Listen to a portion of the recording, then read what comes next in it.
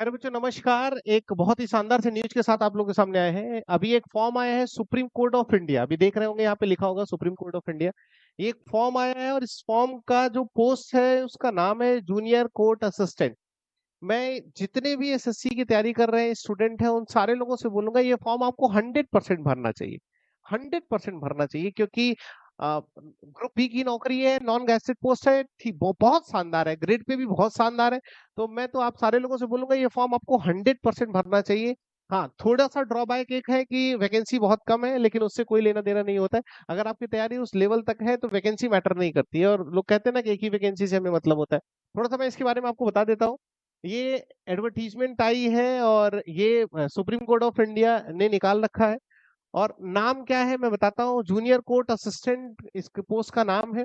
जो group B non gazetted है, आपको पता है सीजीएल के थ्रू भी आपको कितनी ग्रुप बी और नॉन गैजेटेड पोस्ट मिलती है, कितनी मिलती है। यहाँ तक इनकम टैक्स इंस्पेक्टर आपका ग्रुप सी में आता है। तो आप group B non gazetted place in level 6। अगर इसके सैलरी की बात करें तो सब कुछ मिलाने के बाद आपका 72,000 आपकी सैलरी बनती है, ठीक है। तो ये जूनियर कोर्ट असिस्टेंट की आपने देखा, ये टेंटेटिव वैकेंसी लगभग है। बता देता हूँ आपको वैकेंसी। ये देखिए, यहाँ पे आपने देखा होगा 241 वैकेंसीज दी गई। 241 वैकेंसी के लिए फाइट होने वाली है supreme court of India junior court assistant के लिए।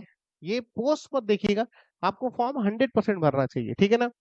और मैं थोड़ा सा बता देता हूँ इसेंशियल क्वालिफिकेशन क्या होनी चाहिए आप लोगों की। पहली इसेंशियल क्वालिफिकेशन की बैचलर डिग्री होना चाहिए। आप सारे के सारे लोग, you must be a graduate from some of the recognised university.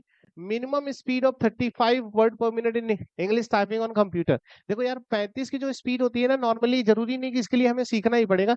35 की स्पीड मोस्ट प्रोबेबली सबकी होती है। अगर आप थोड़ा सा 2 4 5 दिन भी सही से टाइप करेंगे ना, तो मेरे ख्याल से 30 35 आप स्पीड पकड़ लेंगे, आराम से पकड़ लेंगे। तो ये आपके पेपर में कोई हर्डल नहीं बन सकता कि सर इसमें तो टाइपिंग दिया गया है, हमारे लिए होगा कि नहीं होगा। 100% आपके लिए होगा, आपको डालना चाहिए फॉर्म यार, इसके बारे में सोचना ही नहीं चाहिए।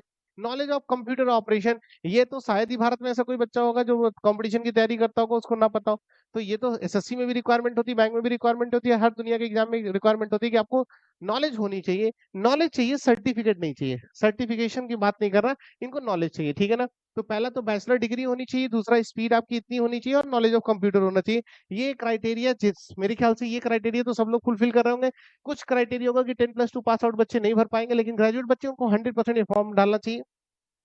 एज के लिए बता देते हैं रिक्वायरमेंट कि एज आपका कुछ 18 ईयर्स एंड 30 ईयर, मतलब 18 ईयर से कम नहीं होना चाहिए, 30 ईयर्स के बाद नहीं होना चाहिए। 18 से 30 के बीच में जितने भी लोग हैं वो सब डाल सकते हैं। सबसे मेन जो चीज होती है वो होती है कि सर पेपर में क्या क्या आएगा, scheme of examination and which kind of subject they are going to ask. Because आप सारे लोग इसके बारे में अवेयर नहीं है, इसके बारे में आपको पता नहीं है, इसको आपने कभी देखा नहीं है, और इस तरीके की एग्जामिनेशन के बारे में आपको पता नहीं है। तो यार एग्जामिनेशन का नाम अलग है, लेकिन सिलेबस आपका सेम टू सेम वही एसएससी वाला ही है। जो एसएससी पूछता है वही इसमें सिलेबस भी दिया गया। मैं आपको दिखा देता हूँ। लिखा हुआ है objective type question paper with multiple choice answer containing 100 question consisting of 50 general English question including comprehension. सबसे पहली चीज, 50 क्वेश्चन इंग्लिश का आएगा। आई रिपीट, 50 क्वेश्चन इंग्लिश के पूछे जाएंगे, 25 question general aptitude question, 25 question आपके मैथमेटिक्स के होंगे, और 25 क्वेश्चन आपके जनरल नॉलेज के होंगे, ठीक है ना। तो ये सेम का सेम आपका वही जो सिलेबस हुआ जो आप लोगों ने सीख रखा है, ठीक वही चीज है, बाकी कुछ भी अलग नहीं है। रीजनिंग भी इसी में इंक्लूड कर देंगे।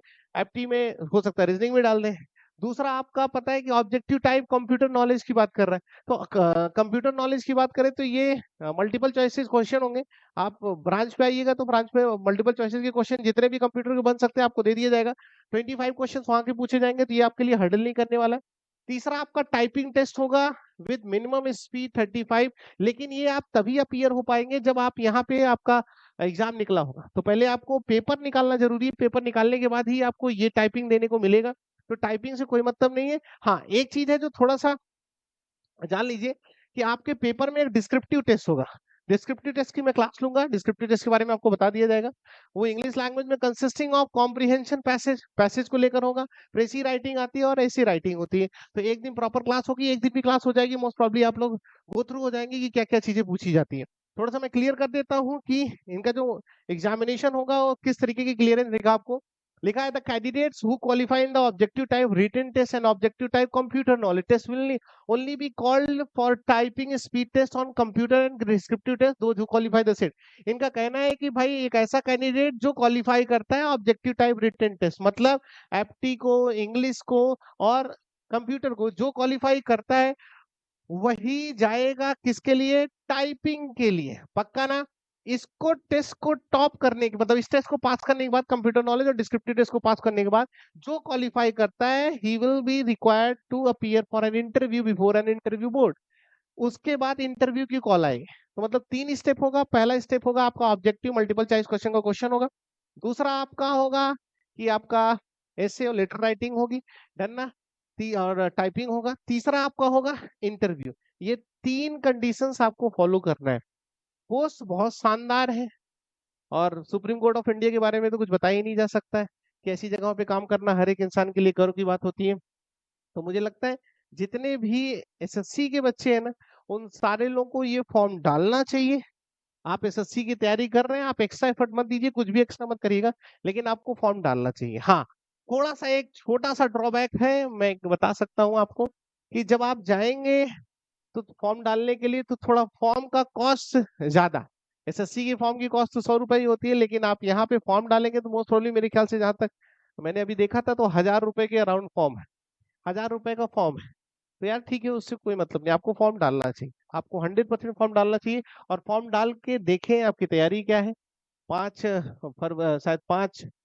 फरवरी से स्टार्ट हुआ ये फॉर्म की डेट।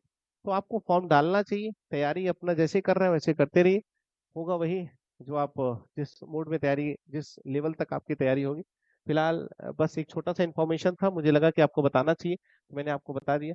बाकी अगर और कुछ दिक्कत होगी आप सारे लोग ब्रांच पे आके पूछ सकते हैं, ठीक है ना। Thank you.